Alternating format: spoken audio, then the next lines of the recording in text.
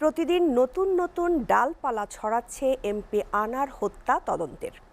তথ্য প্রযুক্তির সহযোগিতায় বেরিয়ে আসছে জড়িত সন্দেহভাজনদের নাম। হত্যার সম্পৃক্ততায় একের পর এক আটক হচ্ছে আওয়ামী লীগের প্রভাবশালী নেতা। এদিকে জেলা আওয়ামী লীগের সাধারণ সম্পাদক সাইদুল করিম মিন্টু আটকের পর উত্তাল ঝিনাইদহ। পক্ষে বিপক্ষে হচ্ছে মানববন্ধন, বিক্ষোভ। অনেকেই নির্দোষ দাবি করলেও শাস্তির দাবি জানিয়েছেন অনেকে। ঝিনাইদহ থেকে ফয়সাল আহমেদের প্রতিবেদন।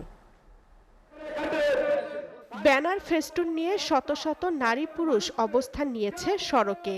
এক মানববন্ধনে এমপি আনার হত্যায় জড়িত সবার গ্রেপ্তার ও শাস্তির দাবি তুলেছে ফুরসন্দি ইউনিয়ন আওয়ামী লীগ। এই হত্যাকাণ্ডটি একটি রাজনৈতিক হত্যাকাণ্ড, রাজনৈতিক মস্তক দখল করার একটি ষড়যন্ত্র। এই হত্যার পিছনে কারা কারা জড়িত আছে তাদেরকে খুঁজে বের করতে হবে।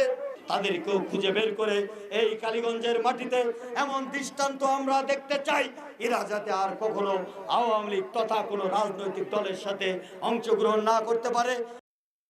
এদিকে আনার হত্যার ঘটনায় জেলা আওয়ামী লীগের সাধারণ সম্পাদক সাইদুল করিম মিন্টুকে ফাঁসানোর চেষ্টা করা হচ্ছে দাবি করে তার মুক্তির দাবিতে মানববন্ধন করে জেলা স্বেচ্ছাসেবক লীগ। এটাকে কি আটক বলে নাকি ডেকে নিয়ে জিজ্ঞাসাবাদ বলে, আপনারা সেটি বিবেচনা করবেন।